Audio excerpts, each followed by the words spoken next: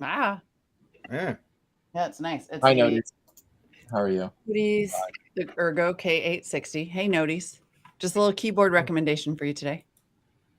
So that's how we start out the show. Keyboard. That's how we start out the show. For the If your folks. hands are hurting, but you still want to be wireless. Ooh. Have you ever used a mechanical keyboard? Yeah, my son is obsessed with them there because they're a thing. Yeah, they are. A I just got super one. thing. It's like right over there. I like it, but the keys are a little too high. My roommate customizes his keyboard. I'm like, oh, I can Oh, get yes. it.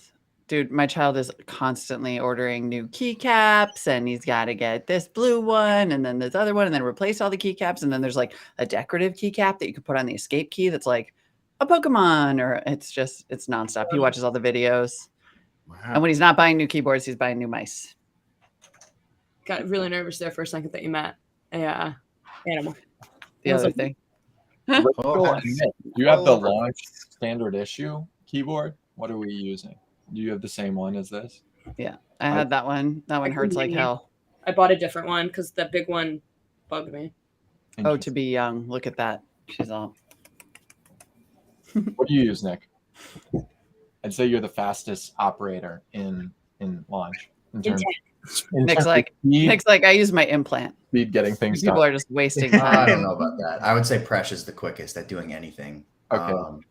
I use this. Then Oh, that's the one I have. Wow. Yeah, that's mine as well. The actual, yeah. Yeah.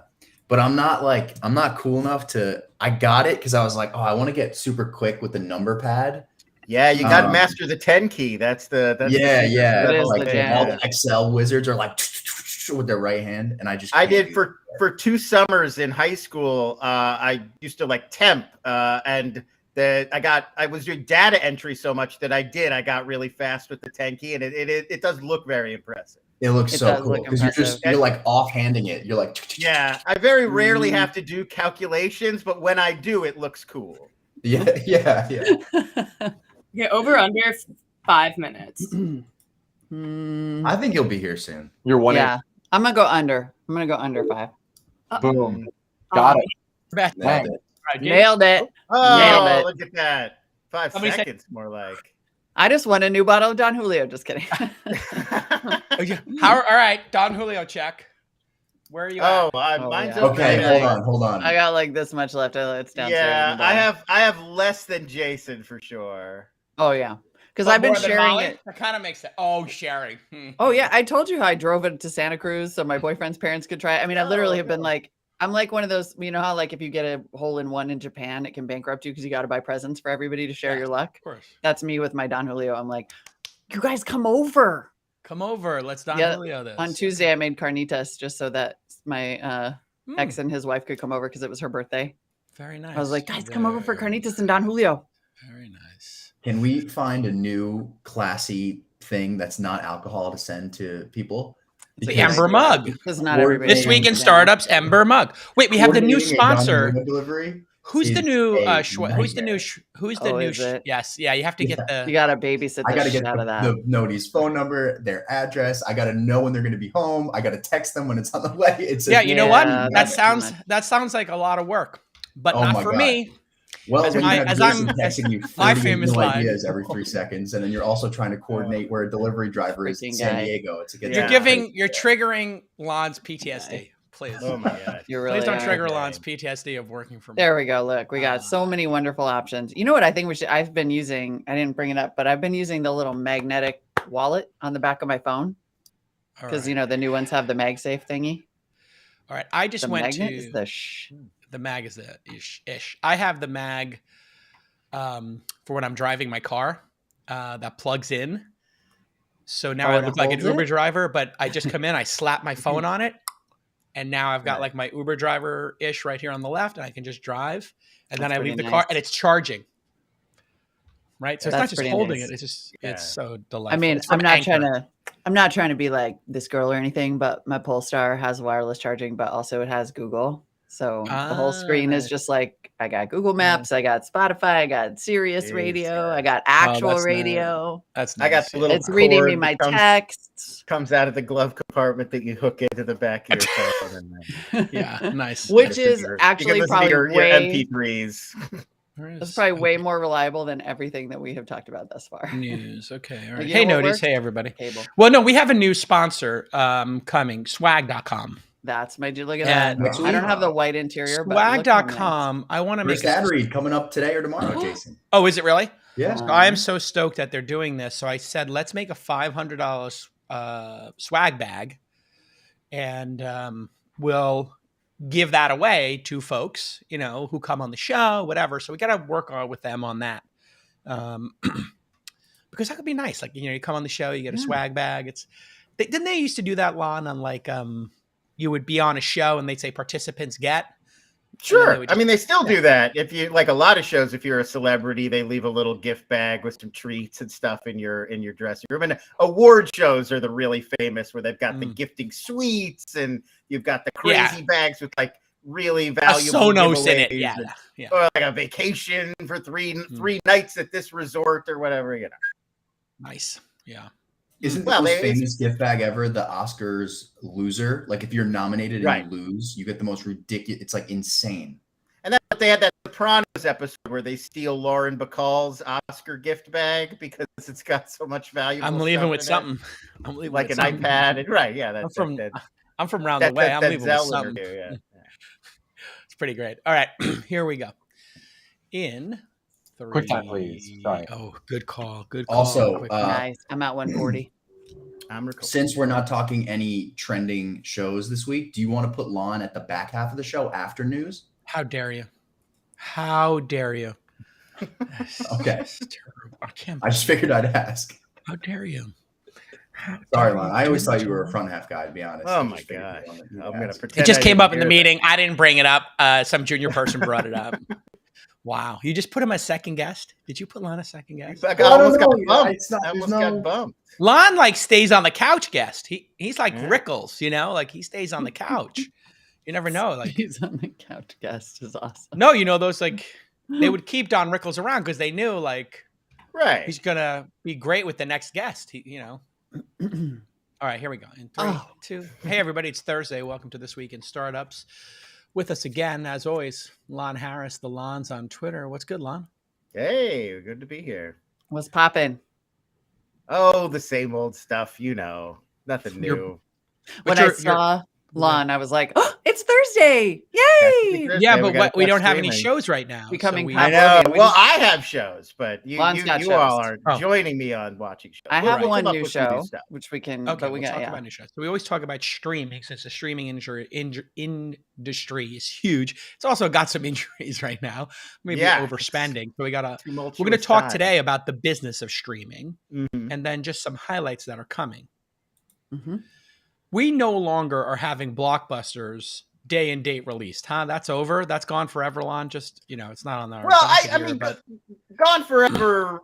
I would say no. We're still seeing this happen. I mean, Marry Me on Peacock was a good recent example. That Jennifer Lopez romantic comedy with Owen Wilson that opened day and date on Peacock and in theaters, and then NBC Universal just announced this week they're sending a few other films. They're going to skip theaters entirely and send them straight to Peacock. That includes John Woo's English language remake of The Killer, which is a hugely anticipated movie. Yeah, John Woo's directing his own remake of his classic Hong Kong Chow Yun-fat shoot 'em up The Killer.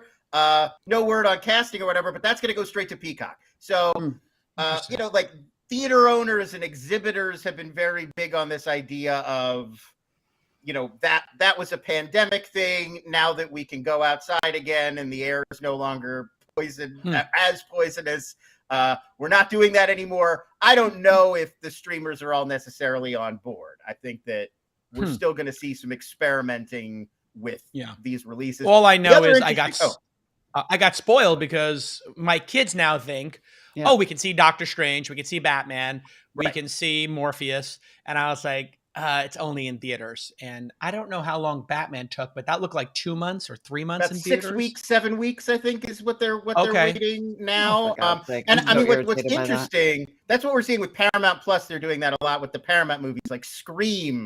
they grabbed like right from theaters and dumped it on Paramount Plus, and Jackass Forever went within a few weeks from theaters to Paramount Plus. And I mean, it's really interesting. It really does depend on the movie, because what I was going to say with the Batman, that ended up doing better on HBO Max than a lot of the movies they didn't put in theaters and just put directly on HBO Max. And that was after a very successful international theatrical run. So it's starting to look like you don't need to skip theaters. And in fact, playing in theaters makes your movie more appealing to viewers once it arrives on streaming. I think we're probably going to see that again in the next few weeks with Uncharted, which was a big hit in theaters and is now going to come to streaming platforms.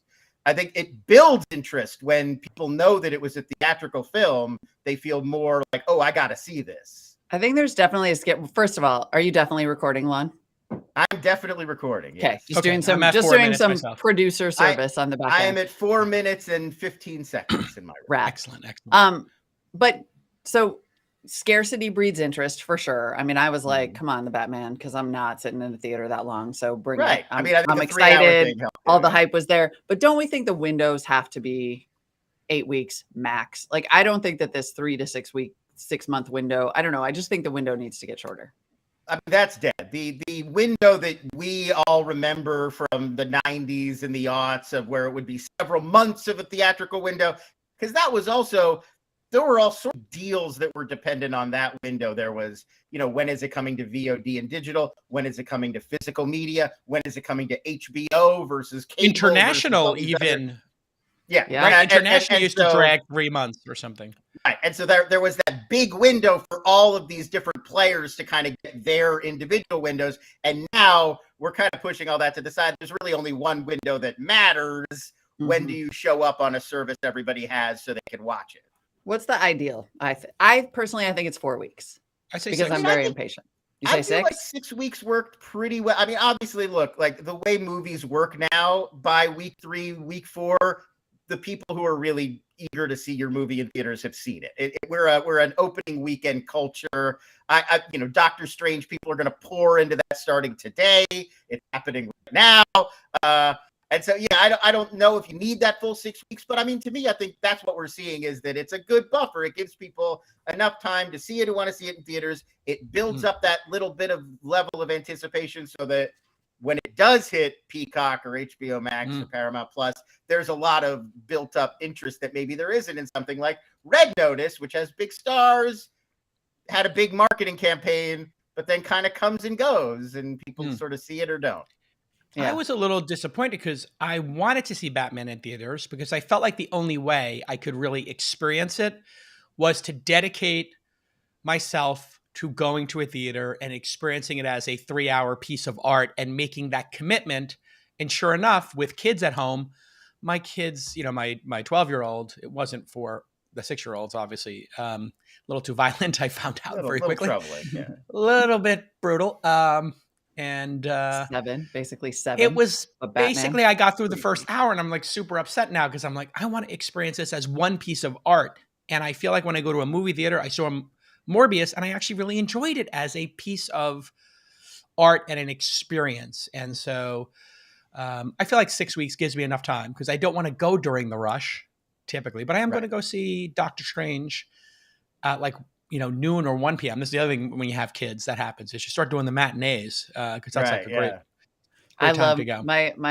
My total top secret tip for movies is like the 9 or 10 a.m. movie, breakfast in a movie. It's the best time to see a movie. What do you do? Get a little Captain Crunch? You get a bowl of cereal and go all the way to the burbs. I have my coffee and my little bagel, and my brother and I like to, because we just. I also think that 6 weeks is just pushing, but is okay for you're still in the conversation by the time you see it on streaming. Because I think that's a big part of it too. Like, I don't want the whole conversation to happen without me, but I don't like to go to the movies. This is something I think we're seeing, like, that's so much part of what we're figuring out in terms of all these windows, because that's the same with like sort of the binge releases versus the weekly releases that they're all playing around with. Is, can you keep the conversation going for longer? What we see with HBO shows is that they build as the season goes on. Like the Gilded Age premiere isn't doing as well as the Gilded Age finale, because after a few months of everybody talking about it, people start to come over and check it out. And that doesn't happen with Netflix shows because Emily in Paris season 2 arrives all at once and everybody watches it on their own time. So I think Netflix needs to change gears on that. Perhaps. Well, they're starting. I mean, like The Circle is a great example. They've got that reality show, The Circle. And so that arrives over the course of 3 weeks in batches. So here are the first 4 episodes, wait a week. Here are the next 4. Because, reality show, you got to give people time to talk about who they like and who they hate and who's going to hook up with who and all that stuff. So I feel like the binge watching makes it feel like it's a chore. Sorry to interrupt. So like Ozark, the second half of the final season dropped. And I'm like, I got to get to the end of this, kind of feeling. Yeah. And I, for the first time, really, I put it on 1.5. I was like, get me through this, Really I was really enjoying it previously. And I feel like a horrible human. I apologize to the artist, Jason Bateman, Laura Linney directed one of those final episodes. And then I was like, at one point I was like, I really should enjoy this artistically. I put it at 1.25 or 1. And I was like, God, can you imagine you're a director or cinematographer and you built this art and Netflix is like, yeah, you put it at 1.5. I mean, it must crush their souls. I mean, that's what's so much of the Netflix. I mean, there was that great article in, I think it was Hollywood Reporter last week about there were 2 camps at Netflix.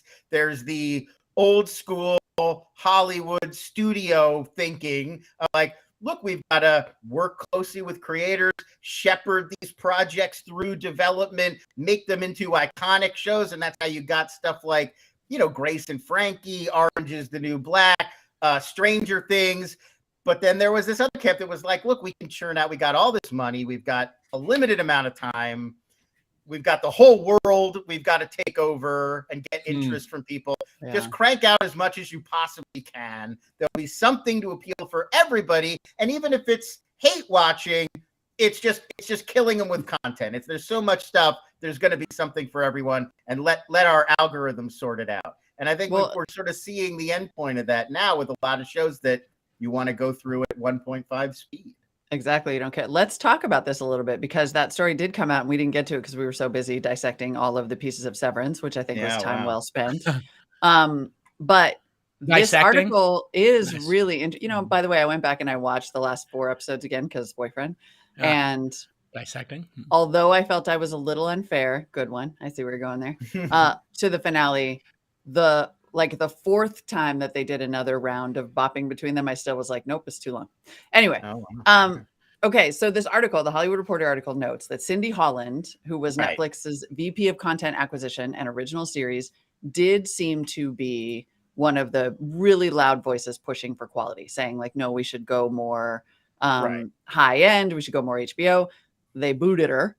She was let go, and 2 other executives were given raises to take her place. Now, I'm not saying that's why. Like, there could have been some whole other thing happening. Who knows? But well, this article was definitely written from like the Cindy Holland favoring perspective. Like her people were talking to the Hollywood Reporter more than the other camp. It's very favorable to her side. But that basically is what they make it sound like. Look at that targeted advertising, by the way. Oh my God. For those who are watching the video, Nick, it's producer Nick. Just pulled up this page. We target ads. We cookie. This guy likes very high end tequila. So Caskers has me cookied to the moon right now. They got all the info. That's amazing. This could get dangerous. So this piece was written, as you're saying, like with the perspective of Cindy Holland. However, so what it says is she was let go, and then this quote unquote Walmartization of Netflix started, where they just greenlit everything under the sun, like go, go, go, go, go, go, go. Yeah, it was the international head of content, Bella Bajaria, I believe is that executive's name, and she was kind of there was, if you read the article, a lot of things came down to the Lifetime series You, which was originally pitched to Netflix. Cindy Holland and her team passed. It ended up going to the Lifetime cable network, where it became a modest hit. Then Netflix licensed it from Lifetime, and it became a huge hit on Netflix. Still an ongoing show. They're making season 4 right now.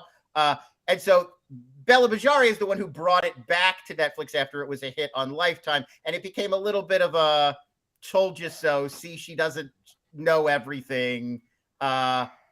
Cindy Holland knocked that she had passed on it when it was still in a development sort of stage. Then, they talk about a few other projects as well. Cindy Holland was working on Queen's Gambit, which they all thought would be overpriced and bloated and no one would care. And then Insatiable, which was that very controversial show about a sort of a teenage girl who had been overweight. Then she loses all the weight and goes on sort of a revenge mission against all the classmates who used to torment her. It was a satirical teen series with this actress Debbie Ryan, who was thin and wore a fat suit for the scenes in which she was heavy. Attracted a lot of controversy, and that was a Bella Bajaria project that Cindy Holland's team was knocking her for. So it became this kind of back and forth about who's the soul of Netflix, to put it in Crash terms.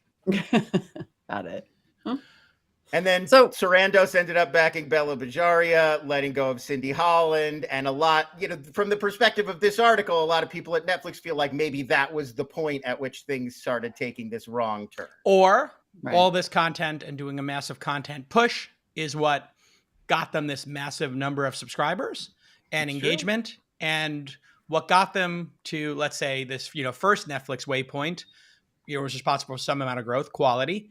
Then the Walmart got them to another big footprint. And then that is not working now in the face of competition. So this is one of the things about strategies, like different strategies in hindsight, it turns out the same strategy might not work when the environment changes. So in an environment during a pandemic, not having a lot of content wouldn't work. And in coming out of a pandemic, when people have more choices to go on vacation or maybe see their friends or go to a bar or, whatever it is, do a physical activity or something, God forbid, like maybe quantity isn't the move. Maybe it's back to quality now because people have less time and they can't keep up with all of this. So speaking of keeping up with all of this, what do you have in the hopper that you're most looking forward to? Because there's a lot dropping. I am losing my mind over the Obi-Wan 6-part series. Yes. Very excited for a lot. Because I'm a big fan of the Clone Wars, and I just watched a Clone Wars episode last night with my daughters, the Two Sons episode with Obi-Wan fighting Darth Maul. I won't give any spoilers. It was a Rebels. There's a series called Rebels. Which takes place, between episodes 3 and 4. Anyway, my daughters wanted to watch it again. They were like, we want to see Obi-Wan again in that show. So I found the great episode where he fights Darth Maul again. So are you losing your mind over this one or not? And I'm definitely excited to check that out. Is it going to suck? Are you scared that it's going to suck?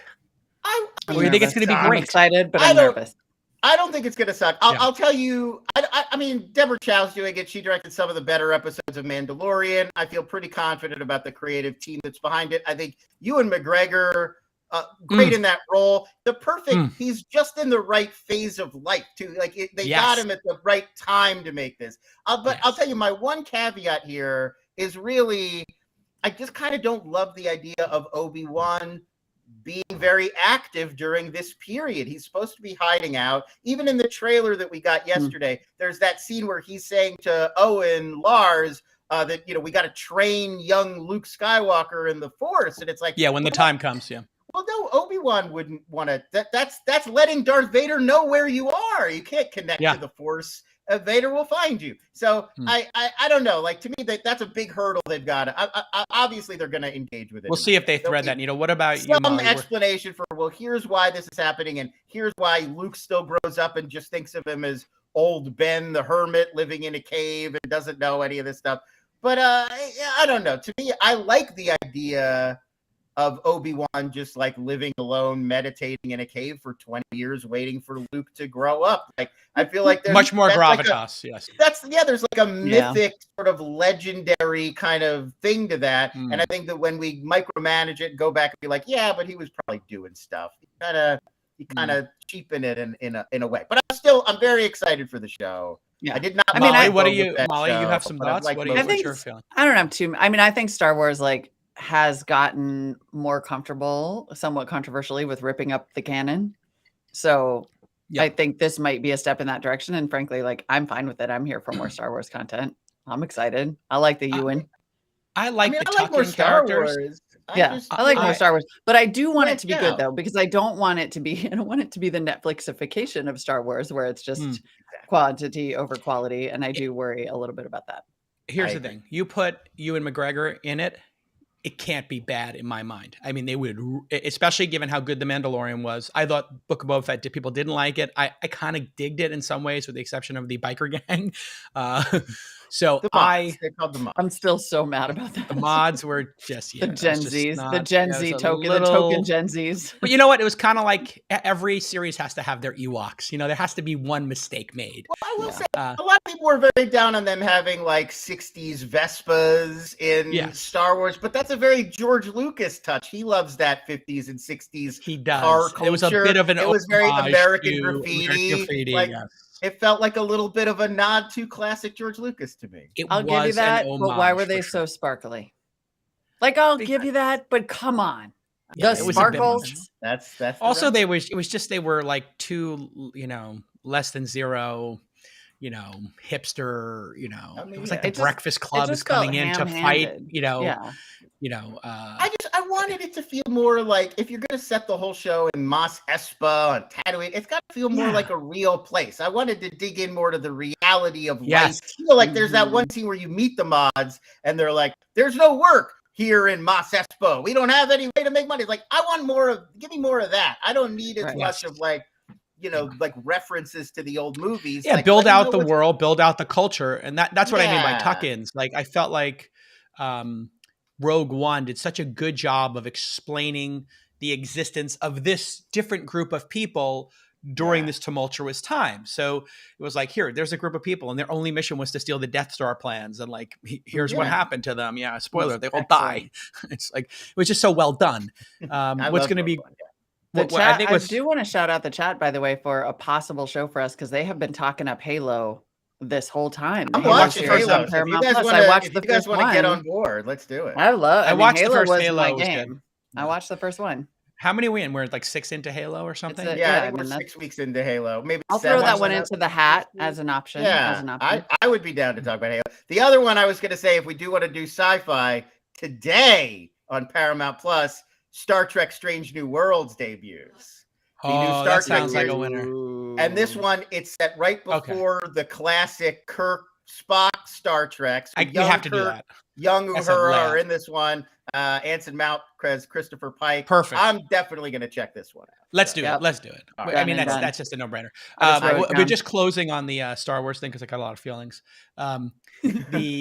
Then we'll come back to business. I think people, derided the prequels a lot, and it was only until they saw the sequels that they realized, like, hey, these aren't bad. But Hayden, what's his name? Hayden Christensen. Christensen gets a lot of bunk about his performance. When you watch the Clone Wars, the animated series, and you see, like, they kind of took that character and let it breathe a lot more, and you kind of got this like playfulness, confidence, and then when he gets dark, you kind of understand why he fell out with the Jedi, and Ahsoka as his apprentice and his Padawan just fills in a lot. I think what they're going to do is they're going to take, if Obi-Wan succeeds, because Ewan McGregor needs some bank. I mean, he's at that age where he needs to, take down 25, 50 million.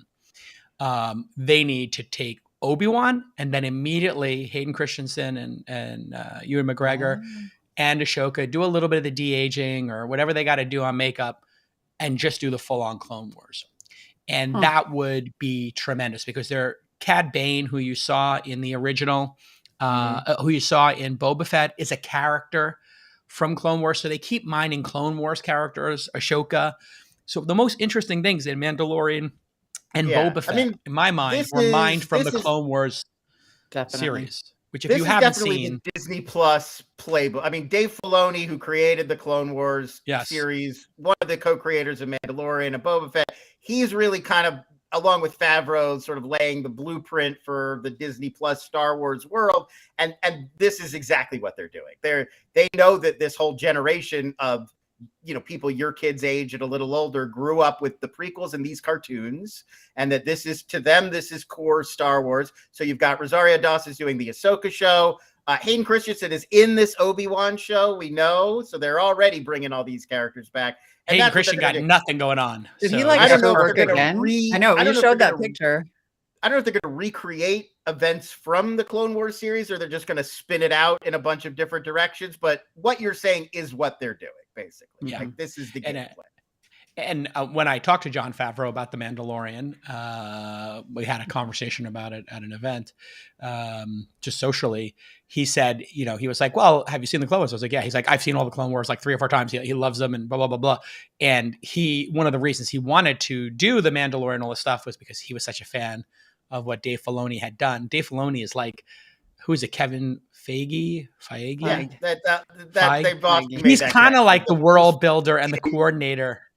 Right. Which by the way, DC doesn't have, right? DC's got no Filoni, no Kevin Feige. The difference is that the way it was always structured was you had the Warner Brothers film executive development team, and then you had the DC Comics film team. And so you always kind of had 2 teams instead of 1 team. Marvel Studios, it's like, this is the team, and it's Kevin Feige and his people, and they make the decisions, and everybody is sort of going through them. But then you have the CW doing stuff. And DC just has that big upsetting mess with Zack Snyder, and then the whole Justice League and that's situation, exactly, if you look at it, it's Toby Emmerich and Kevin Fuhara and all these Warner Brothers executives who were fighting with the DC people over what these movies should be like and how it should work. So they're working now that WB Discovery has kind of taken this over, making it like they're doing away with all that structural business, and they're just going to have a pipeline that's more similar to Marvel Studios that just cranks up DC stuff. They got to just coordinate what they're doing so they can explain it to people so they can buy in. So like when I see Green Arrow or The Flash TV show, I'm like, oh, should I watch it? Then I watch it. I'm like, what is this schlocky nonsense? This wasn't my expectation. It's like what Molly was saying, that Greg Berlanti does all those CW. So they're kind of winding this down now. Batwoman and Legends of Tomorrow were both canceled. Are any of those good? Listen, a lot of people like those shows a lot. Legends of Tomorrow, which was just canceled, was on for like 7 seasons and has a lot of fans. I know people liked Batwoman. Superman and Lois, which is they're still making that one. That one has a lot of fans as well. I mean, people like them. They're a little cheesy. It's a little schlocky, but I think that's okay. And it doesn't all have to be grim, dark 3-hour The Batman. I would just like it to feel like the same universe and some general aesthetic. I mean, I agree with what you're saying, but at the same time, if you look at the big successes DC has had, they're not necessarily all like you had Wonder Woman and Aquaman from that interconnected world that both did really well. Mm-hmm. But then, what about Joker? Like that Joker movie wouldn't have made sense in a interconnected world, but it made over $1 billion and it won, Joker film festivals and Oscars and I like a wild card like that once in a while. Or the Batman. Matt Reeves is not like you're not going to get Robert Pattinson interacting with the Justice League or whatever. He's doing his own thing. So I think there's arguments to be made for both versions. Did they do Logan? No, that's Marvel. That's Marvel, right? Well, that was Fox. Yeah. That's like the Fox, like the crossover thing where they're meeting in the Marvel middle. Both owned X-Men. Right. So Fox X-Men movies with sort of like tacit participation from Marvel. Right. And that's why that one was so good. Well, and that's what Doctor Strange is going to have. Yeah.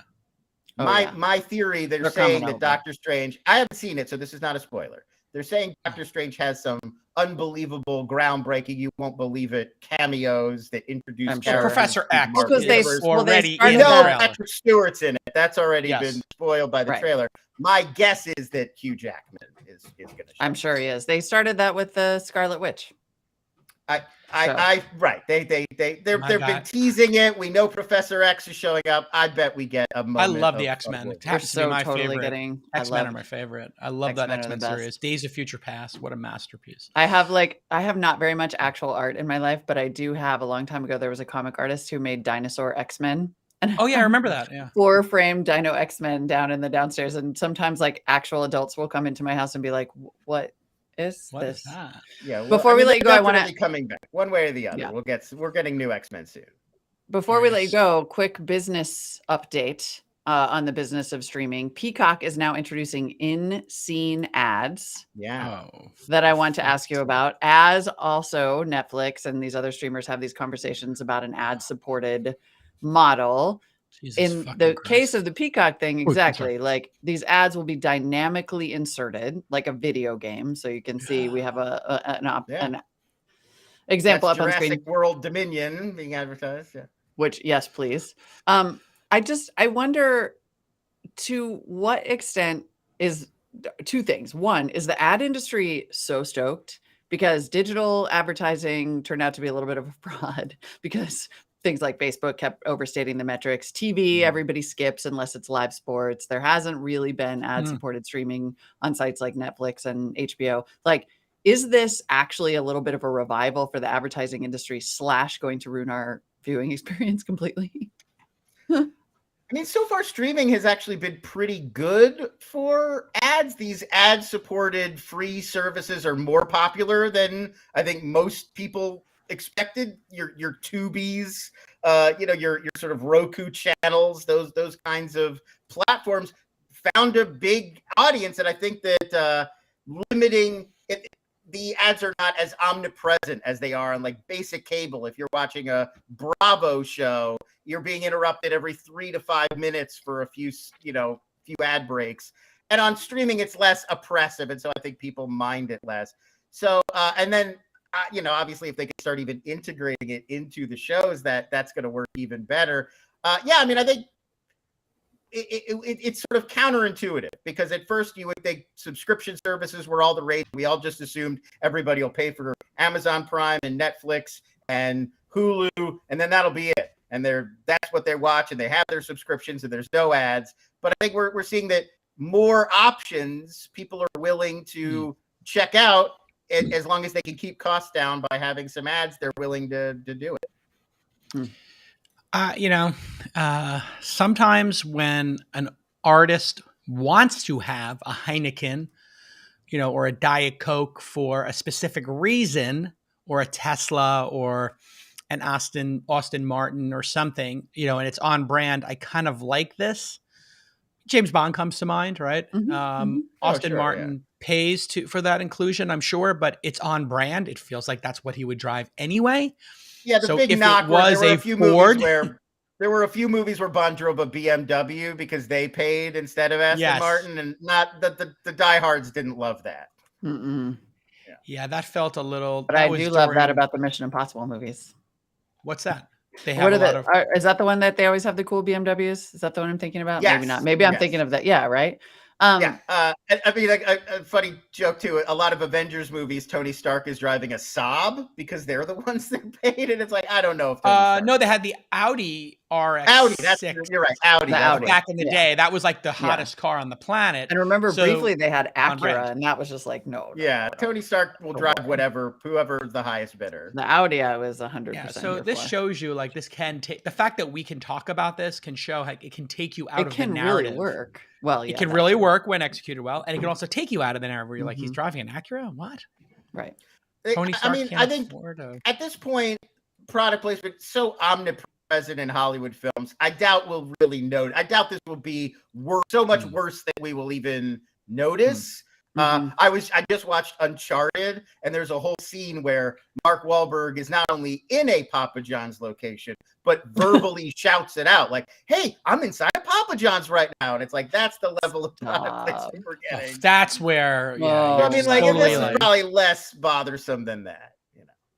Honestly, everybody freaked out when they started doing it with video games, when they said they were going to digitally insert ads onto the billboards in GTA, and everyone was like, that's going to ruin I'm not going to have any fun driving my Honda over a hooker if there's a digitally inserted billboard. And it turned out no one cared. It turned out no one cared. I mean, we'll see how intrusive it is. I feel like it's stuff like the ad in the background of that shot. A lot of people probably won't even notice. Yeah. All right. So I think we have our show for next week.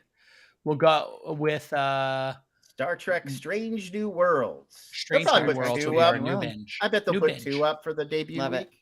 All right. So whatever numbers are out for Thursday, even if it comes out Wednesday drop, we all agree we'll be fully caught up by Wednesday night.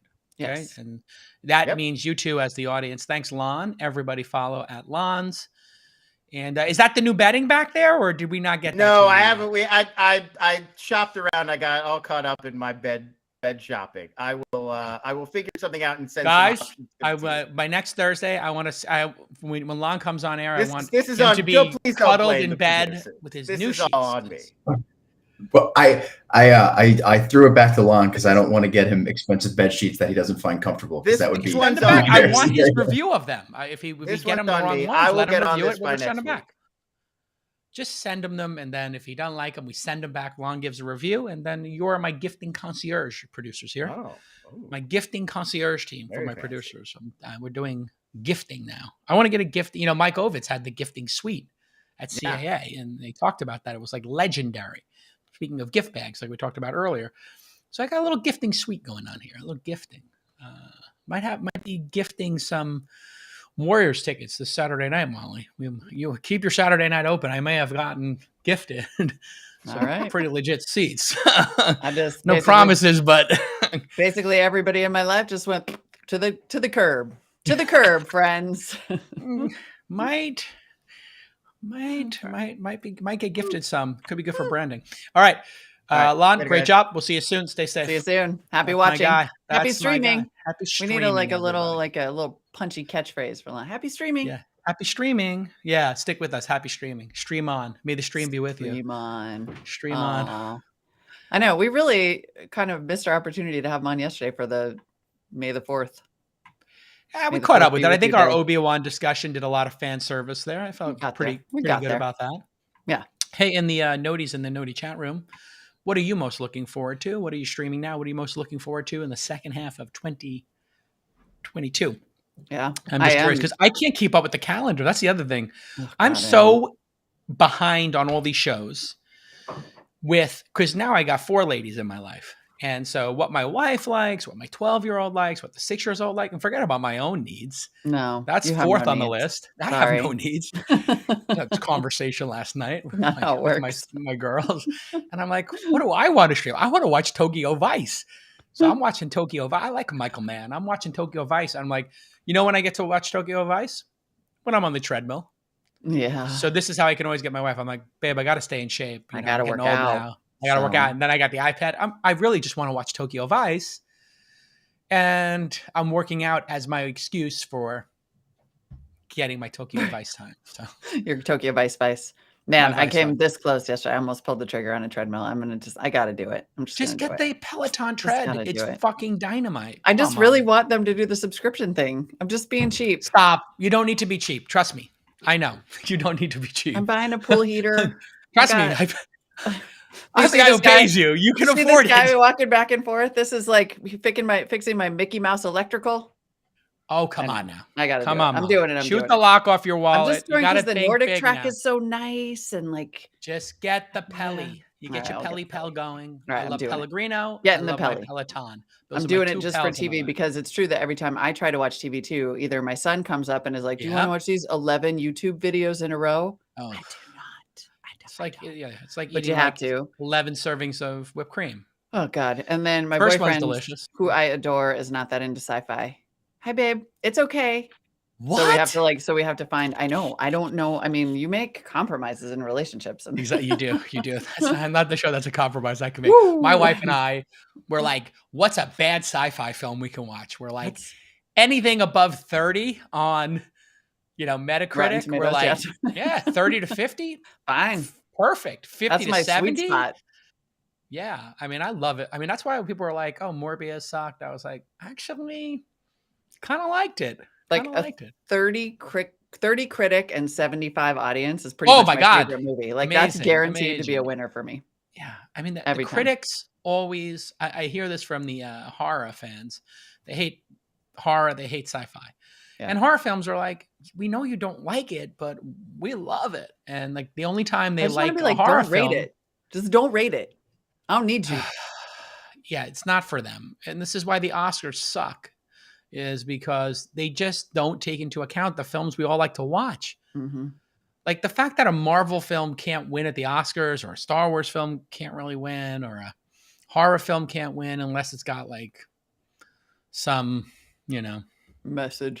Message like that, some social message. Not yeah, to use like the I'm not term even woke, knocking. but I'm not even knocking the message, but like, did you see Logan? yeah, I mean, incredible. that year I was just like, the Oscars are a joke because Logan was that good, and I'm like, I don't know. I mean, just the actors in those films are putting it out there. And Mm-hmm. all right, we got more news to cover Let's do a today. little news. Let's get into it. Do we want to talk about the Stripe Mafia Yeah, we do. story? I mean, startups are so interesting. Like, Yes. it used to be like we all knew about these like dramatic things happening here in Silicon Valley. And now I guess the, dare I say, Elonification of Twitter, where like every fight is just out there, or maybe I contributed to this too a bit. If we're being totally candid, I take a little ownership.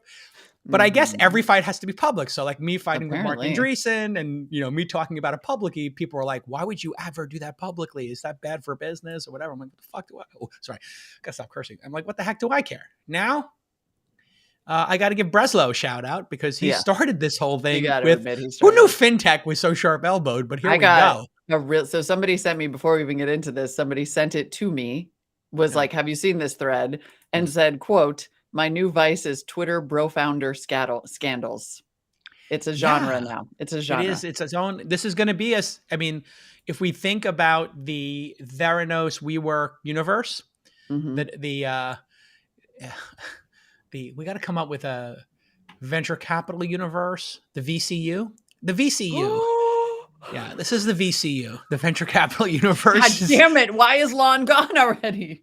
The VCU. You have to architect the VCU here because it's starting to emerge. This is going to be a great limited run series. Yeah, VCU.co. Hello. Yeah, exactly. It is the VCU universe. So here we go. My God, yeah. In the VCU universe, Law and Order VCU. Well done, Rachel. Damn, good punch up. Rachel, good punch up. Here we go. The Stripe Mafia. Stripe Mafia. Is do we understand the players first? Set up the characters. Sure. Yeah, you set this up, Molly, as only Molly Wood can do. All right. But so we're going to get into the story because there has been yet another chapter of the Stripe Mafia Chronicles, the Stripe Mafia Chronicles. Let's talk about our characters. Zach Parrott is the CEO of Plaid. He with the beautiful surfer locks, which builds software. I don't know if you've ever seen Zach Parrott, but the dude has some like golden lock surfer hair. It's okay, objectify him. It's fascinating. It's just the hair is like he's got good hair. I always comment on great hair. Really good hair.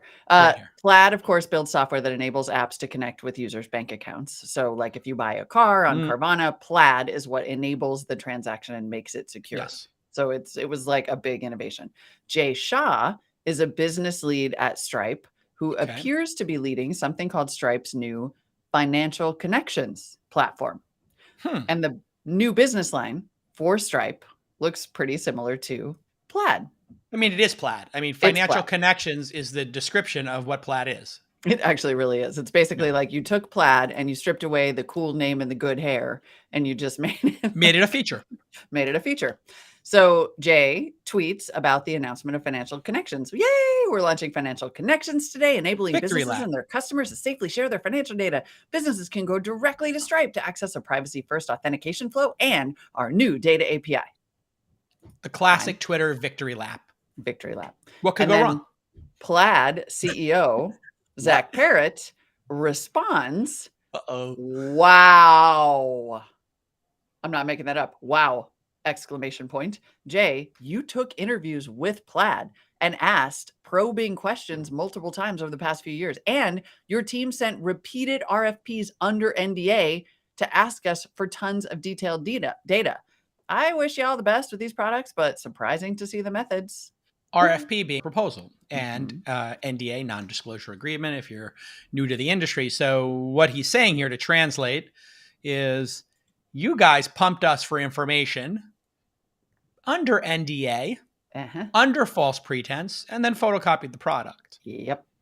Okay, so there's your story. Nothing else happened, I'm sure. No, definitely not. No, except that Jay responded and said, Zach, sorry you feel this way. Oh boy. Which is always, woo. But this isn't true. Your feelings. That is a little bit of a troll. I'm sorry you feel that way. It feels like couples therapy. It really does. I'm sorry you feel that way is always just like, oh, you did not. Oh, he did. Sorry you feel this way, but this isn't true. And I think you know that. You reached out to me repeatedly. I never reached out to you for information. Stripe did an RFP because we work with partners for this product and we had hoped to include Plaid. Oh my God, so many levels. Hold on, I just need to get my paper towels here because so much tea has spilled. I'm going to need to get my red mop up here. I'm getting my red flag everywhere.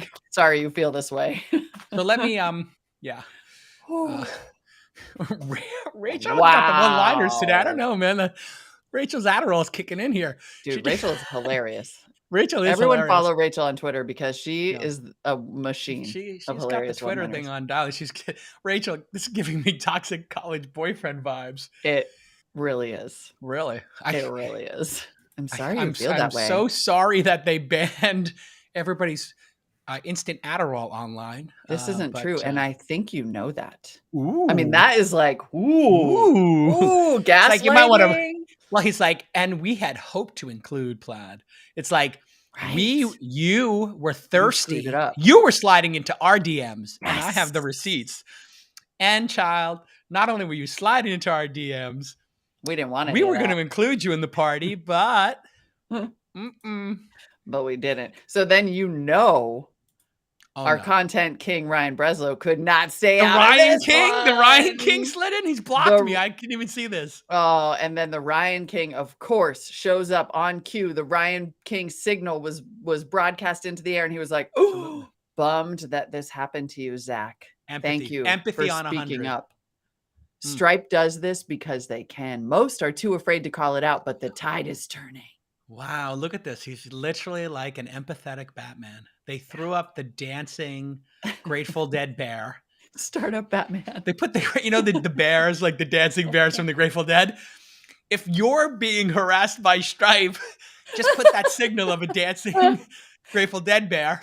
And the Ryan King's going to be sliding into your DMs. Ryan, you can unblock me. It's okay, bro. Come on. We love you, bro. We love you, bro. Come on. Unironically love you. Startup Batman now.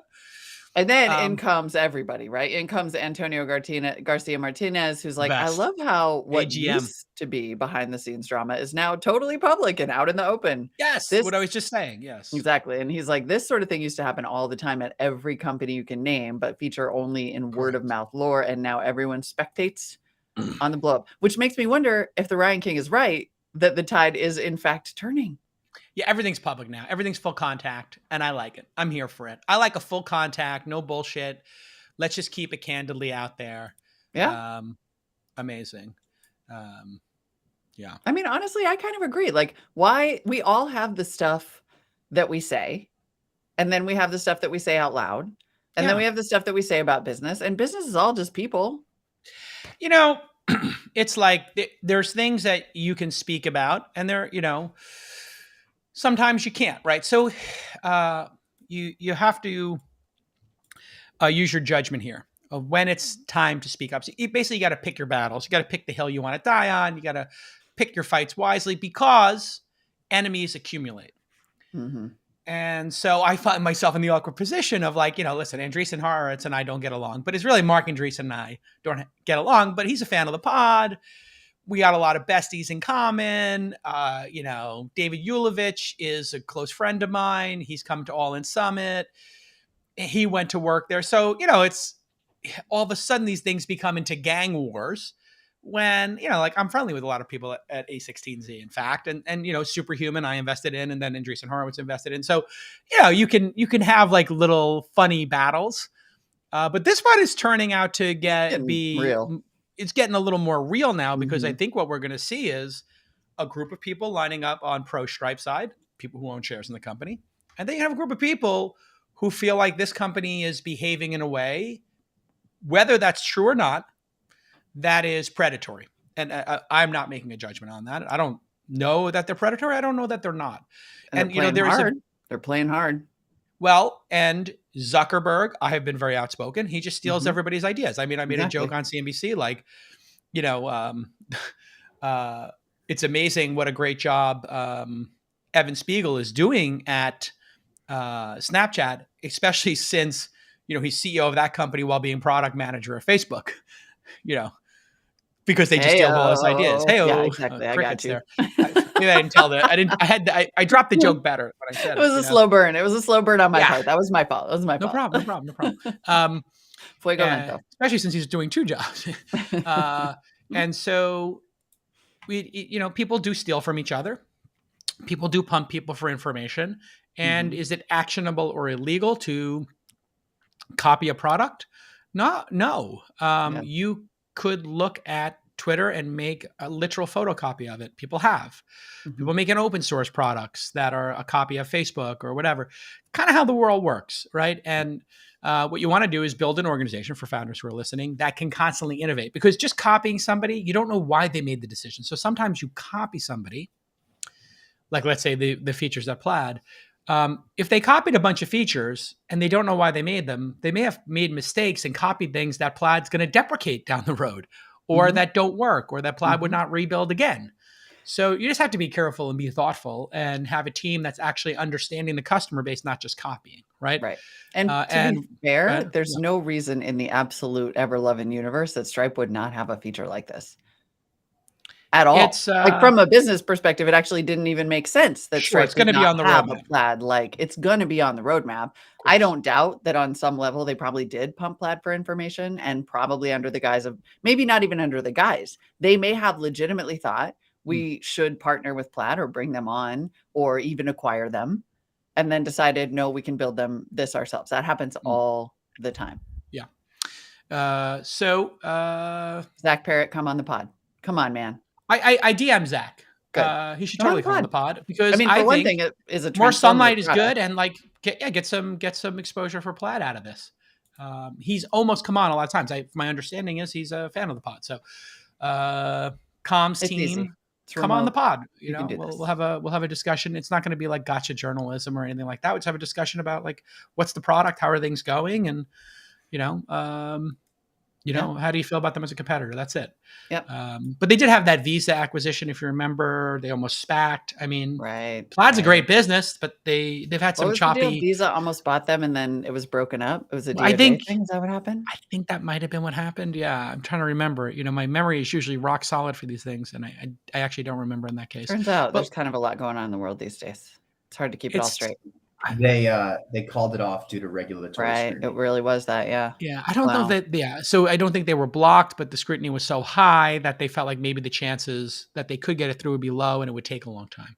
The DOJ had some concerns. Clearly made some noises. All right, well, let's keep rolling. There's a lot of little news tidbits to get through. You want to go to the Cameo layoffs? I think that's kind of interesting because I got into it with some people who were dunking on the founder of Cameo.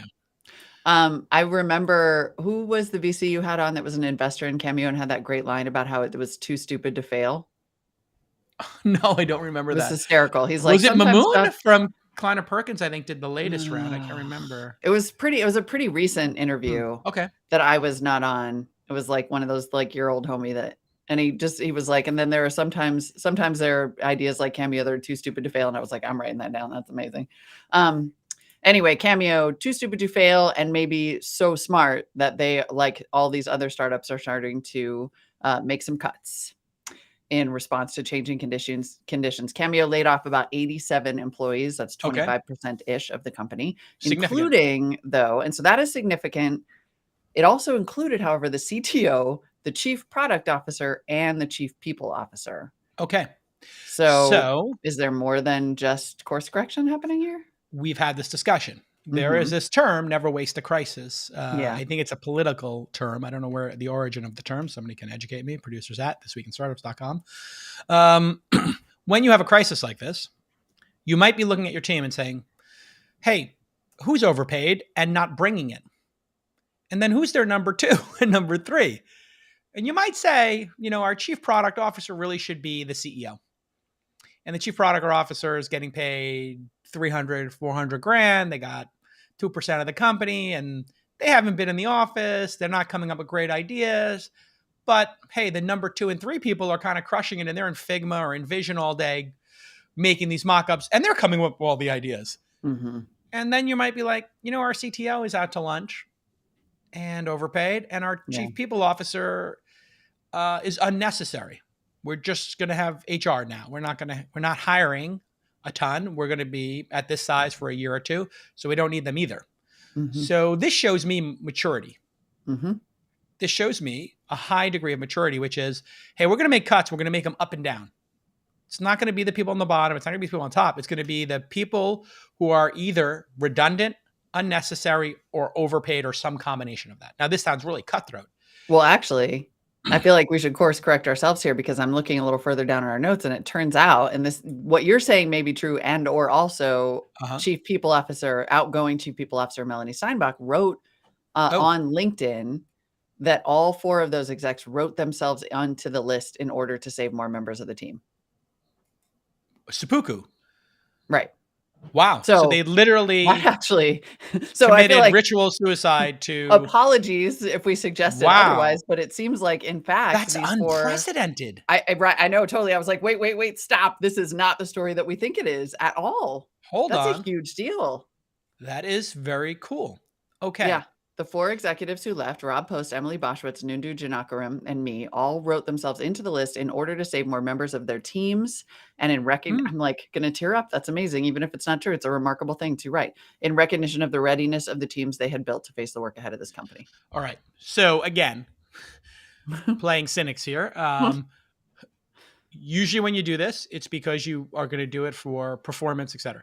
Now, they say they're doing it because they wanted to do what was best for the team.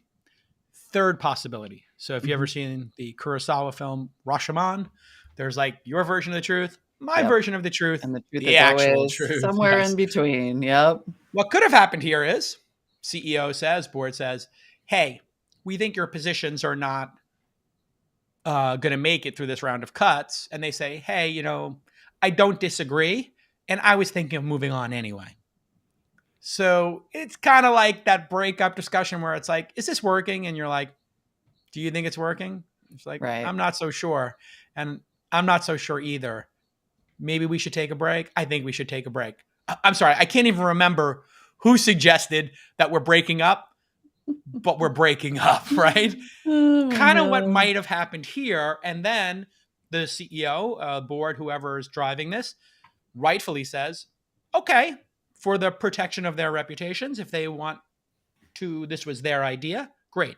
Again, I don't want to be cynical here. We can't know the truth. But it's true that if you only need, Nick points out that if you might need some execs for scaling that you don't need for just maintaining, keeping the plane level. You put it on autopilot. A lot of times there's a lot of redundancy in these companies. And, it's, we're going to be seeing a lot of this if we're actually going into a recession and late stage funding isn't available. We're going to see a lot of this with the companies that raised a series C, D, E, perhaps even Bs, who just, quite reasonably thought every round of funding has been up and for larger amounts. And people want to keep calling us to throw more money in. Every time we make an announcement, people say, hey, can I get in that round? Is it still open? And so if founders and boards see rounds closing with ease, they might very reasonably think, well, the ABC were so easy to close that the D is going to be even easier. It's gotten easier every time. Therefore, we don't need to keep more than 12 months in the bank because we should optimize. And we talked about this as well on the show. Yeah. So now what we're going to see is people saying, you know what? We may not get last round's valuation until we triple, quadruple, 5, 6, 7x our revenue. Okay, that's going to take 3 years. If we double every year, it's going to take a couple of years for us to get there. Therefore, maybe we got to get there on the money we have, or if we do raise, it's going to be a bridge based on the last round. Yep. You put all that together, there's going to be a lot of these. I suggest people refrain from dunking on these. It's quite painful for people. Now, it's easy to dunk on these in the situation. And we have dunked. We are guilty of dunking. Sure. And mostly so on Dom. Well, and so. But Dom had employees who lost their jobs, and that part really is painful. Right. And so here's the thing. There will be situations in which there's fraud. Theranos. Yeah. There'll be situations where there'll be mismanagement and just crazy, poor management, poor board decisions. I would probably put Fast into that. You put WeWork into that. Are those worthy of criticism? Absolutely. Mm-hmm. A place where maybe we can, maybe find a little bit of room for kindness. My experience having been through this multiple times. We always should, yes. Is when people are kicked to the curb and losing their job. So somebody at TechCrunch, I don't know the person, but they do a crypto podcast over there, was like dunking on the CEO of the company. You can read what they said there, maybe Molly. He said, I'm sorry, but you got to at least temporarily change the Bored Ape avatar when you tweet out that your startup is making layoffs. Okay. I get it. Steve Calacanis, who was on the program, who's the CEO, Mr. 312. Not only does he have a Bored Ape, he's got the NFT uploaded to Twitter, which makes it like what is that? What's a 6-sided called? It's not an octagon's 8, rectangle's 4. What the hell is a 6-sided object called? Sorry, it's been a while. I'm forgetting everything.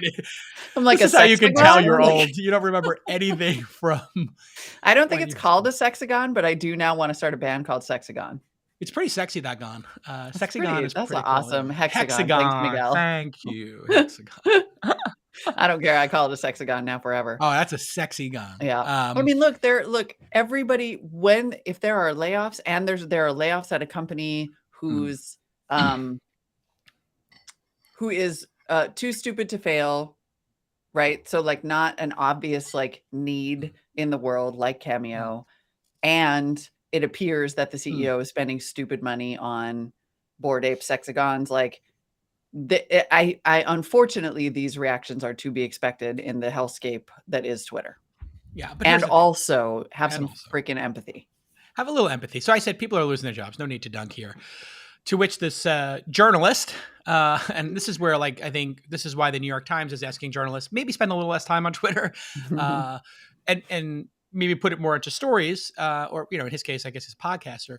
And he got back to me and was like, listen, I'm not going to get into this debate or whatever, blah, blah, blah.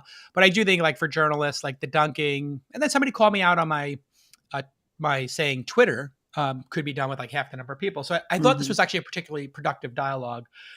So maybe if you could make that a little bigger, I could read it on my screen here. I can't read it right now. So he said, pretending, this is Lucas Matney. Blue check mark. He's a journalist at TechCrunch. Pretending like the hurt of downsizing is evenly spread between founders and the people who are getting canned isn't a game I'm interested in playing. I don't understand the response exactly, but I said, listen, everyone will be fine. Ultimately, these are tech workers in the modern world with 11 million plus job openings waiting for them, i.e. there's 11.5 million jobs in the United States. Hardest ones to fill the tech ones. So folks will probably get months of paid recreation and a raise, at least in my experience, which is the absolute truth. So here we are in the West with tech workers.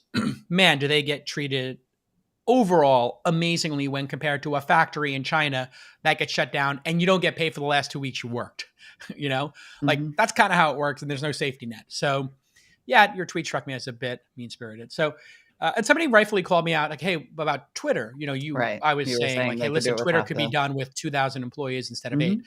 And so, I think making commentary about how many employees it takes to run a company and doing that strategic analysis is different than in the moment people are losing their jobs. So in the moment, if there was, layoffs at Twitter or whatever, I'm not going to go out there and dunk on them and be like, ha, as they're leaving the building. And, it's a horrible feeling when you lose your job and you're laid off because it has nothing to do with you, but you maybe really believed in the company. I've done 4 layoffs of note in my life, .com and 2008. Right. It's distinctly different analyzing a business and should they do this or not, because Twitter did go sideways for a decade. And the people on the inside have all told me universally the reason we're not making this work is because we're so bloated. Right. That's the word from the inside of the company, long before Elon showed up, long before Jack got a second tenure. I'm talking about in the Dick Costolo era, people were questioning the number of people working there. Yeah. What I would say, what do you think? While refraining from dunking on, while people are getting laid off, is that an up market will encourage a lack of discipline. And so it is a little 1000%. frustrating because this pain is not felt evenly, right? Like that's Lucas's point. The CEOs who are doing the laying off are not necessarily, they're going to feel pain. That's the part he misses. It is very painful as a leader to have to lay people off. That is a failure, right? You feel the failure of that. However, that pain is not necessarily felt equally. And these companies maybe weren't as disciplined as they could have been in their own hiring. Like they got drunk on an up market and got too bloated, and now the employees pay for that. And so I think there's it's a little bit fair to say, yes, I understand, CEO, that you're feeling pain as a result of laying these people off, but did you have to be so big? Did you go crazy? Did you Don Julio them or not? Yeah. And that would be a great thing to do in an investigative story, not just a one-off tweet. So as a journalist, you're damaging the brand you're working for by just dunking on people when you could just do a story, actually dig into it. Is there malfeasance here? Is the company mismanaged? Okay, sure, that's a fine story. Do an analysis of it. But just dunking because he happens to have a Bored Ape. What if he bought the Bored Ape for $10K and it's now worth $300K or whatever these things are worth? Okay, he made a savvy purchase of a piece of art. This is like when they show somebody's home. Funny, it was a little funny. Well, that's why I called it a dunk. I get why it releases dopamine. Good point. It's a dopamine literal release, dunk. and it's a literal dunk. It's like when you dunk on somebody and then you flex when they're on the ground. There's no need to flex and walk over the person, and nutmeg them because they. It's not exactly the term of nutmeg, but I mean, I was just going to say to Draymond Green them, but you went for the more descriptive version of that. Well, that would be when you get hit in the nuts, but a nutmeg is a nutmeg is in basketball when the ball goes between your legs for an assist. Chris Paul, being the master of the nutmeg. Gotcha. But anyway, you don't have to just actually, who was it who walked over the person? I think it was Allen Iverson who did the step over. There's a famous clip of Allen Iverson stepping over somebody after he, Ty Lue, after the who's now a coach. He basically, I believe he ankle breaks them and then does a dramatic step over. It's just disrespectful.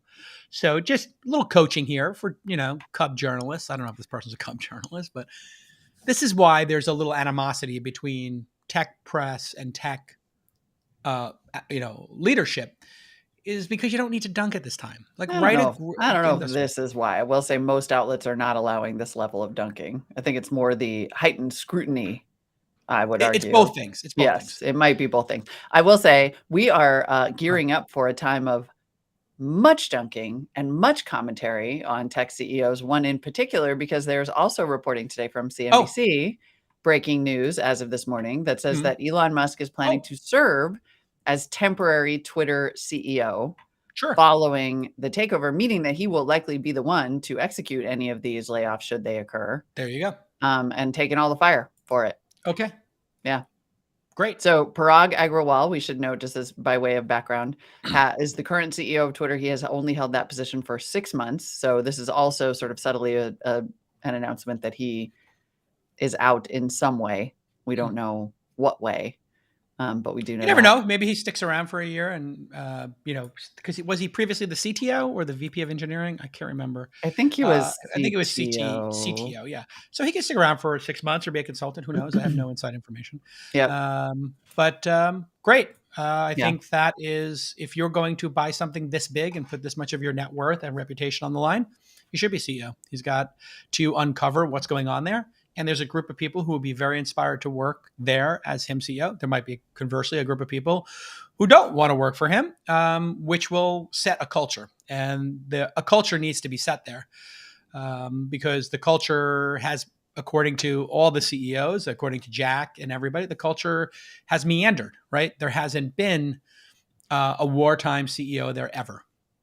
As one person described it to me, like a series of CEOs who, maybe couldn't make decisive decisions, or maybe there wasn't as decisive a decision-making structure. And Jack sort of hinted at that, didn't he? That the board was always like pushing them in one direction when the product vision needed to go a different direction. And so there does need to be a strong hand at the wheel.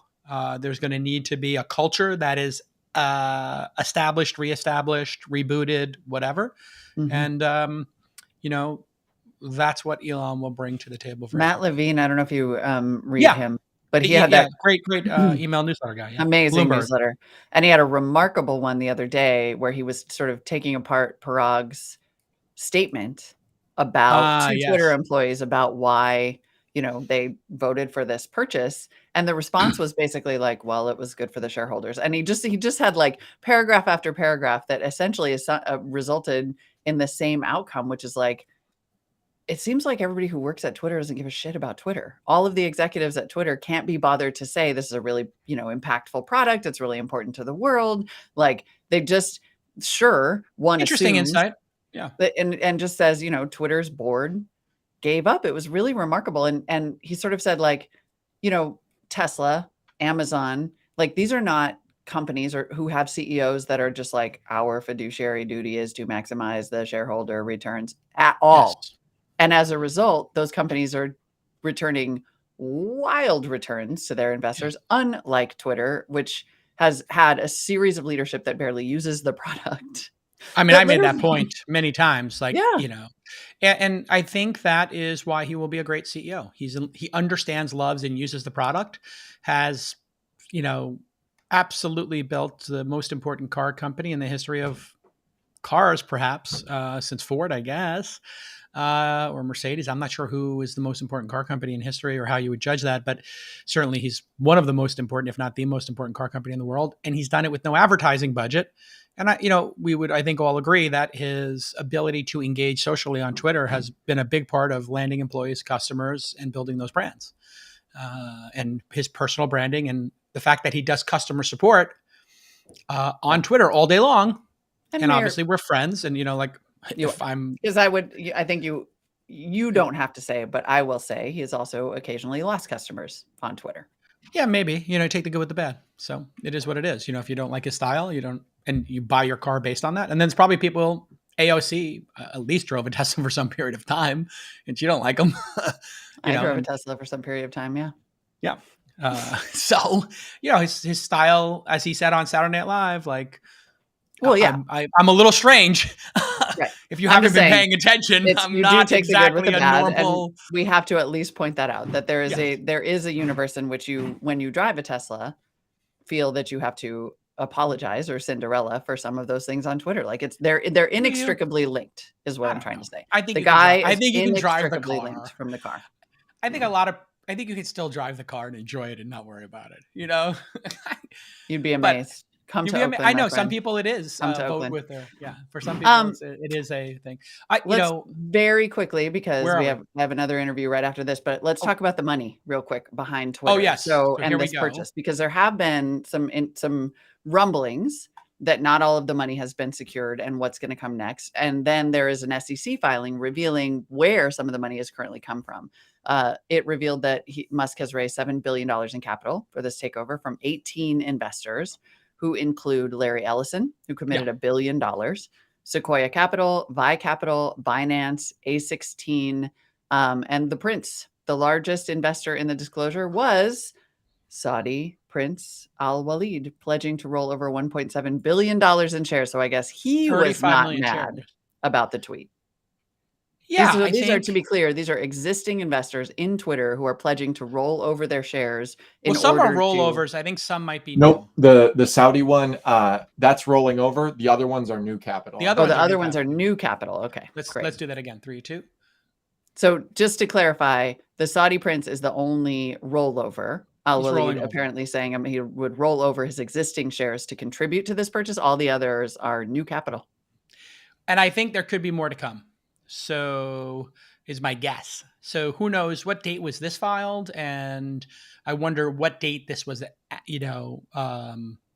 what date this was locked. Because now that this list is out here, it's quite possible that somebody who owns a certain amount of shares might want to roll over, or new investors, other sovereign wealth funds might look at this. I think Elon can 10x the company. That's and I think that's probably what the investors believe. A 2-3x, I think, will be a layup for Elon. I think a 10x will be quite possible. There's no reason it can't be a $400 or $500 billion company. There's that potential there, and certainly it's going to throw off massive profits at some point if they can change the cost structure a bit. 8,000 employees, whatever thousands of freelancers, contributors, contractors could, I don't know. I've heard it could be done with half or less, just like Google could be done with probably 80% or less. I'm talking about public statements by over the years. That's what analysts who wanted Twitter to be profitable were speculating. If you have half the number of people, this thing would be a money printing machine. It would look totally different. And you need to have momentum in a business, as we're seeing with Uber, Lyft, and Airbnb. We talked about yesterday, Molly. They really took layoffs, cost cutting, getting rid of spending on driver perks, all this stuff, right, Molly?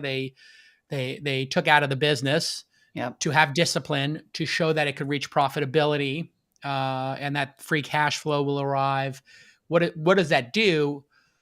It builds confidence in the business, and the whole dialogue on CNBC today. I'll listen to it in between we're taping our podcast or whatever, and people were picking Uber and Airbnb as their stocks of the day or their picks because they were saying, "Listen, management," because they heard our show. They heard our show, but they were also just looking at the numbers and saying, "Hey, Matt, this is great management. Look at all this signal from management that they get it. The signal, the intentionality." Intentionality, a plan being executed by a group of people that's in the best interest of the customers, the shareholders, and the employees. And so back to that, is it Matt Levine's comment? He's right in that, they're not talking about the product, its place in the world, and the customers. They're talking just about the shareholders. You actually have to keep three things in mind running these businesses. Yes. I got my employees here who have to build a product that hits customers. Okay, those two things you have to get right. And we've talked about this in early stage investing, right? I always talk about who's the team, what's the product, what do the customers think about the product? Let's talk about that first. And then we can talk about everything else. And the founders who talk about their team, their customer, and their product, 90% of the time seem to be, for me, the ones that win. And then you'll meet some founders who are talking about everything but their team, customers, and products. They're talking about the market, the competitors, how bad this competing product is. Some who's the mafia award. Who's the mafia? Who they're mad at. Yeah. Who they're mad at. All the stuff that is not the customer, that is not the product. And, finally, shareholders. Yes, you have to have all three of these people: investors, customers, employees, the team. All of that has to remain in your brain at the same time. You have to be having all of those things dialed in, and you have to continue to improve those things, which is, you're seeing me at work here, running this company. What do you see me focused on? Yeah. Who's our customer? Yeah. Well, but really, what are we focused on? Who's the customer? Right. Okay. The customer is the founders listening to the show and the founders we invest in. Okay. And who's on the team? Well, we added Molly Wood this year. We added Mike Savino, and we added this person, Justin, Rachel. Okay. And we're mentoring those people, right? Professional development. We're trying to make them better at their jobs. Okay. Check the product. I'm sorry. Check the customer, check the product, check the team. And now we look at the product. Okay. VC Sunday School, Rachel reporting. Okay. Boomer, Lon streaming, meetups. We're thinking about this product this week in startups, the Noties, doing it live. We're really thinking about what's the product. We're never done. It seemed like Twitter got to a point where they were done. They were just like Craigslist, right? Like Craigslist has looked the same since we were babies on the internet. eBay, same, never be done. And Amazon, exactly. Amazon has also looked the same for way too long now. Yeah, but you know what? You look at that Amazon Basics list. I don't know if that was Monday we talked about that or last week. And you go down that Amazon Basics, it's they're like, here's every style of wrench. And I'm like, does Amazon need to make a wrench? I don't think and also Amazon was like, we might be done sort of, but we're stealing all these products and then we're building AWS. So they weren't done either. And maybe you look at Lyft, right? And their problems, what's the latest feature or product from Lyft? Right. I can't name it. Right. You talk to me about Uber. I can tell you, like, they're doing grocery and convenience stores, and they have Uber One, and they're doing Uber experiences and restaurants and making it a super app. So I can literally tell you the roadmap because the CEO is talking about that, right? Yep. Okay, let's go to Same Twitter. with Airbnb. He's like, we're moving in Airbnb. this direction. We're going to handle New it this thing way. dropping. We've got a Right. new thing dropping. Like this may feel like exhausting advice to you founders and humans in the world, but what you are now is not how No you should credit. stay. It Yeah, is no you credit get for no that. credit for it, and it's not how you can remain. You have I to keep literally- moving, or you will be disrupted and killed. It's just such a great observation and point you're making, because I am always telling people, please, no credit for what's in the rearview mirror. Please look through the windshield. Now, I'm not saying that Craigslist is not a money-making machine. It has been. The thing is printed money. But if you look at marketplaces, like the Facebook marketplace doing pretty darn good. And Nextdoor, like I don't use Craigslist. I use Nextdoor, Facebook Marketplace. Well, and I think if you were to look at Craigslist metrics, it peaked like 4 years ago. If this is right, this is AIM Group Marketplaces report. I don't know what we're looking at here, but we'll pull it up. And their revenue, is their revenue sliding? Is that what we're seeing here, producers? Revenue, let's see, bounced back in 2021 due to the hot job market, but is still down more than a third from its pre-pandemic total of $1 billion annually. Okay, so who knows if that's pandemic related. I would be very interested in seeing where Facebook Marketplace and Nextdoor were introduced here and the impact those two have had, because those two are basically straight up trying to compete there. Yep. All right. Anyway, I think we did enough show today. A super cool interview, so we have to go now. All right, everybody. We'll see you on the pod next time. Bye-bye. Bye-bye. Bye-bye. Bye-bye. The intro's at the bottom and the top. Okay. I'll go right to the top. Ooh, I love it at the bottom. 3, 2.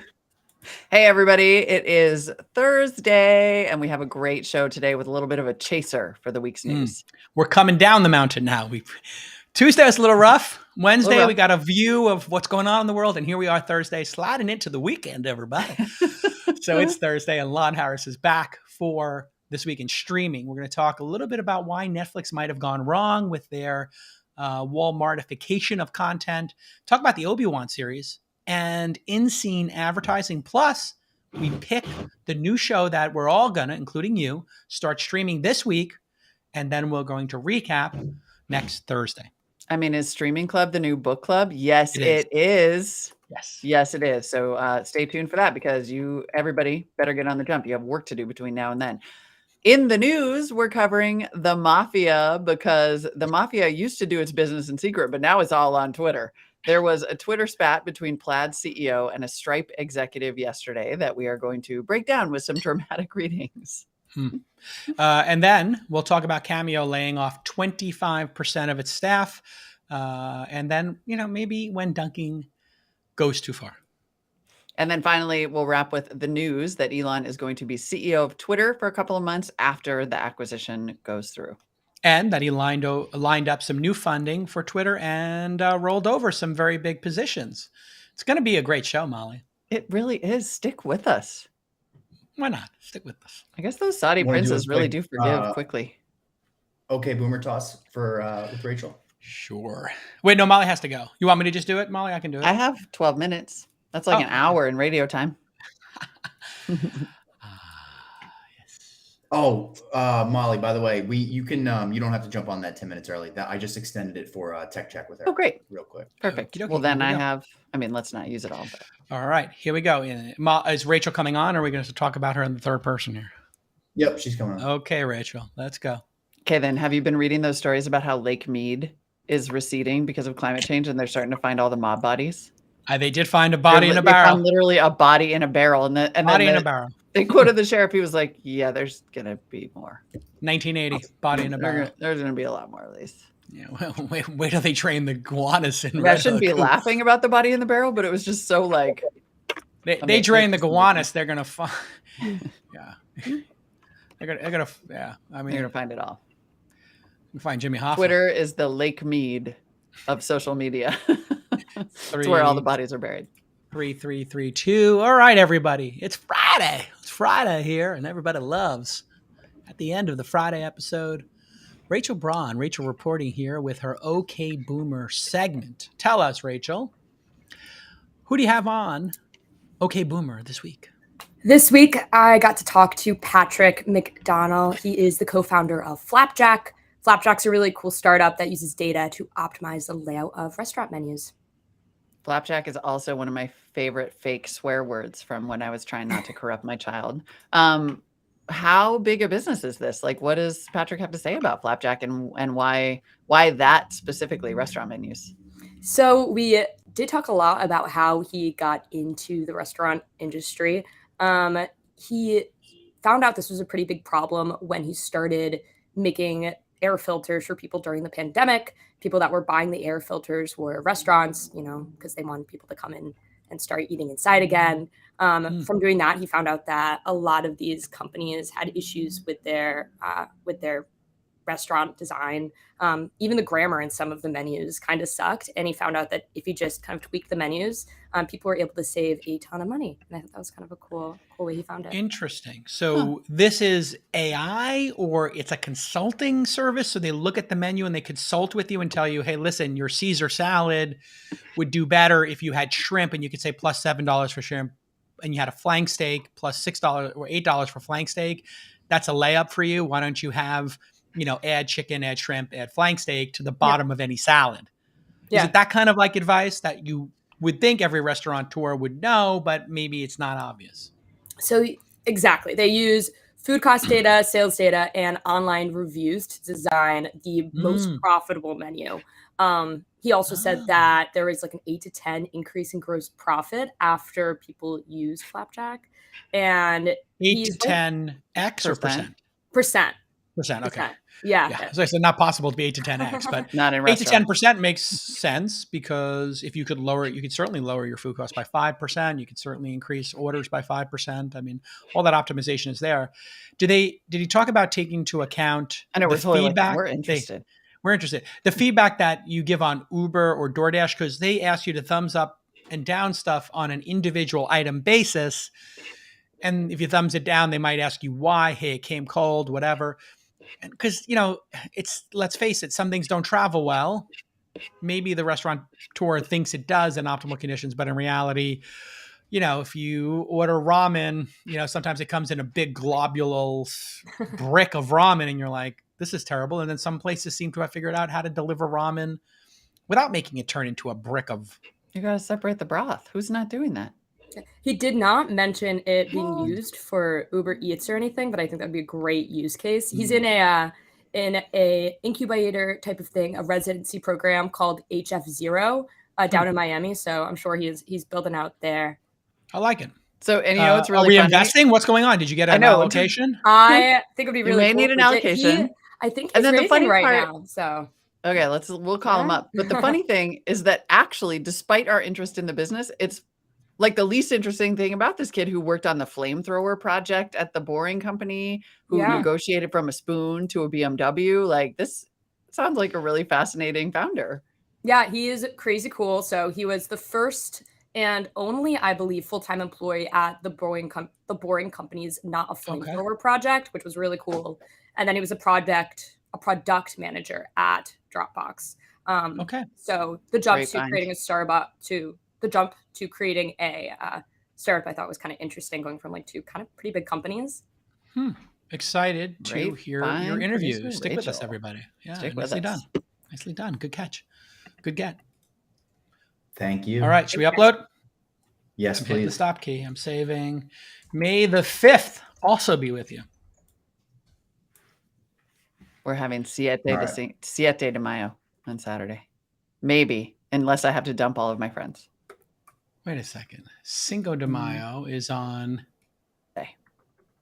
today? Yeah, it's Cinco de Mayo right now. We're in. You can drink some God, I really should have brought my celebration. tequila. What a ding dong! Except that I have this nice interview after this, so I can't really. Yeah. Oh, you guys should bring tequila to Jason Lemkin tonight. Oh yeah, great call. Or great this call. This evening. Little sippy poo. Okay. Little sippity. Night for me. Little sippity. Okay.